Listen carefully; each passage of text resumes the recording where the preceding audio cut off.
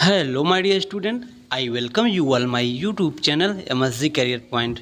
Now I am going to explain you class 11th English snapshots and this is chapter number 4. My dear student, आज हम class 11th English snapshot से chapter number 4 explain करने चल रहे हैं और इस चैप्टर में जितने भी क्वेश्चंस हैं उनका आंसर हम इस वीडियो में कराने वाले हैं। तो चलिए स्टार्ट करते हैं। इसके पहले चैप्टर फर्स्ट सेकंड थर्ड के आंसर को हमने करा दिया है, आप प्लेलिस्ट में जाके देख लें और सारे आंसर को नोट कर लें। तो चलिए आज chapter 4 the Albert Einstein at school written by Patrick Preach, इस चैप्टर को आज हम एक्सप्लेन करेंगे और आंसर बेसिकली आंसर राइट करेंगे, आपको आंसर बताएंगे। तो चलिए स्टार्ट करते हैं। देखिए चैप्टर नेम आप नोट कर लेंगे, writer name Patrick preach note कर लेंगे। और यह चैप्टर जो है अल्बर्ट आइंस्टाइन की लाइफ से जुड़ी हुई हैं, उनकी एजुकेशनल कैरियर से जुड़ी हुई हैं। उनका जन्म देखिए, लाइफ स्पैन क्या था, 1879 टू 1955 तक उनका जीवन रहा। ठीक, और यह टीचर्स और उनके बीच, अल्बर्ट आइंस्टाइन के टीचर्स के बीच की कन्वर्सेशन है।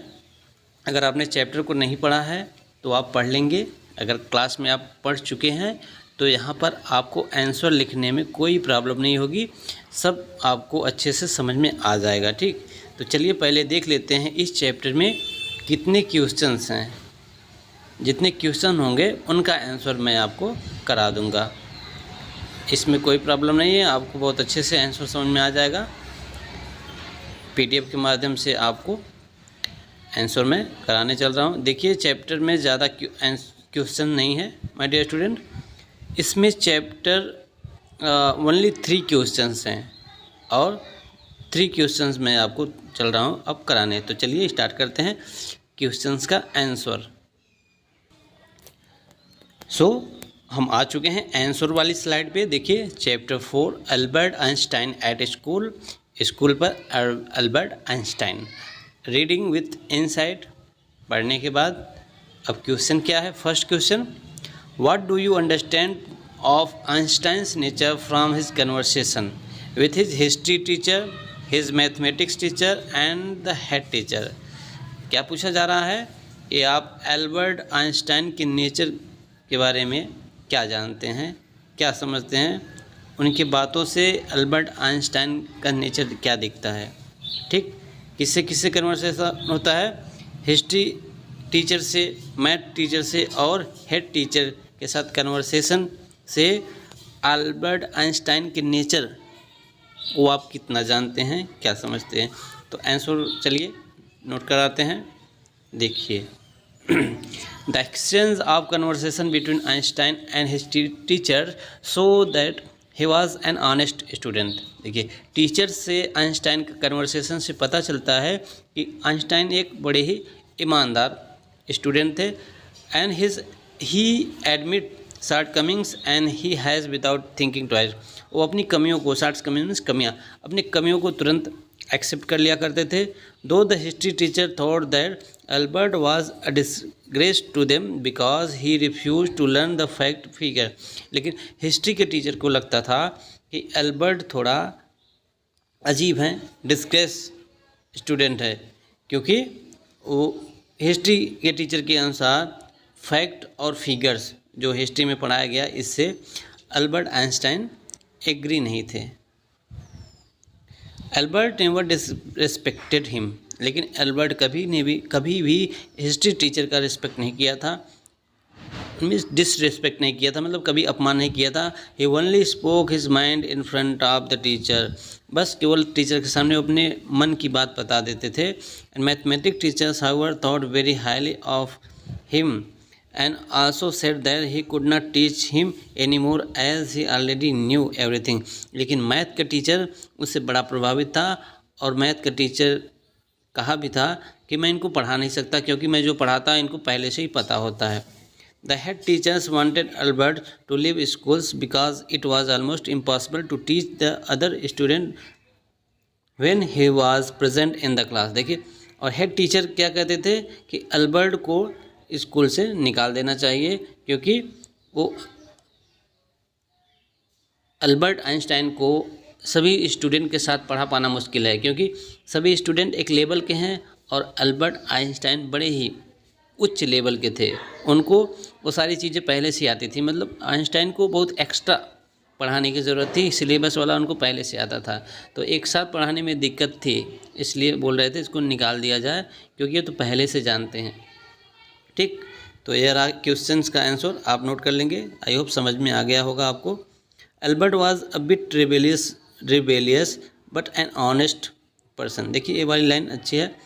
रिबेलियस थे, विद्रोही थे, मतलब अपनी जो उनकी जानकारी पहले से होती थी, पहले से जानते थे, तो सही आंसर को बताते थे, गलत पर विद्रोह करते थे, लेकिन ऑनेस्ट थे, सही पर एक्सेप्ट कर लेते थे, लेकिन गलत आंसर पे उसका विरोध करते थे, इसलिए विद्रोही तो थे बट ऑनेस्ट थे। ठीक, चलिए आगे बढ़ते हैं। Question number 2, the school system of an curve individual talent discuss. जो स्कूल सिस्टम होता है प्रायः इंडिविजुअल व्यक्तिगत टैलेंट को कर्व करता है, रोकता है, दबाता है। डिस्कस करिए, देखिए कैसे। गोइंग बाय द स्टोरी, अगर स्टोरी के अकॉर्डिंग हम समझें, the school system focus on the learning fact. School का सिस्टम जो होता है लर्निंग फैक्ट पर फोकस करता है, मतलब सिखाने पर, रट्टा मारने पर विश्वास रखता है। Dates rather than focusing on idea.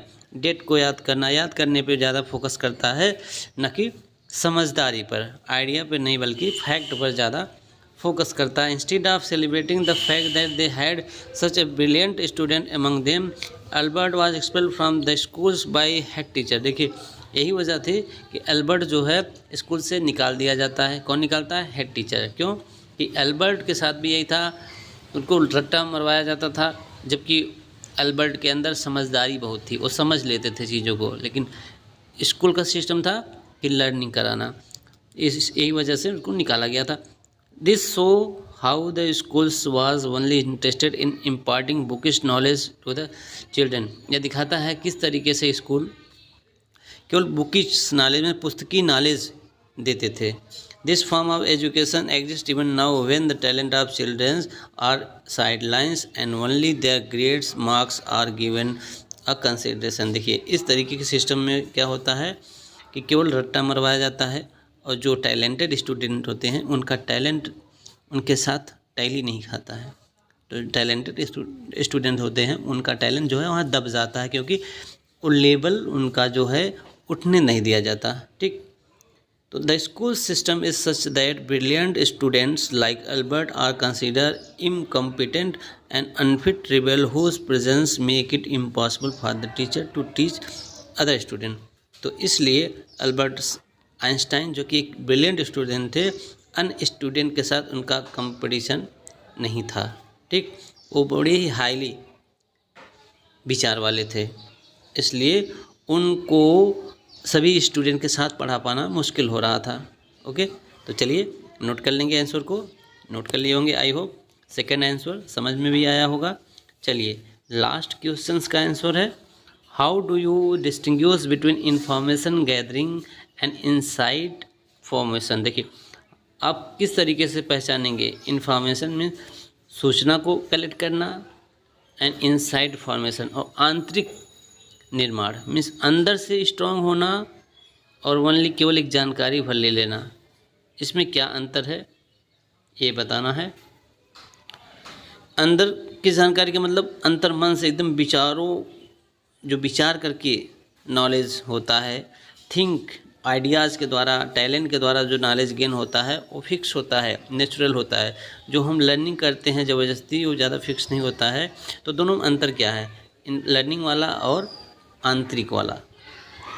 Learning of the facts to just be able to repeat it to someones is just information the gathering and it is never useful in life. जो रट्टा मार करके रट कर ज़बरदस्ती date को बार बार रट कर याद किया जाता है, वो केवल एक सूचना मात्र होती है, सूचना का कलेक्शन होता है, और यह जीवन में लाभदायक नहीं होता है, यूज़फुल नहीं होता है। Learning about the event and how it's happen, जबकि इवेंट के बारे में सीखना, ये कैसे हुआ इसको जानना, and about an uprising war and the ideas behind it is inside information. जबकि कोई चीज़ कैसे हो रहा है, रीज़न क्या है, कहाँ से इसका स्टार्टिंग हो रहा है, कहाँ से अंत हो रहा है, तो सारी चीज़ों को जानना जो है एक इनसाइड इन्फॉर्मेशन है।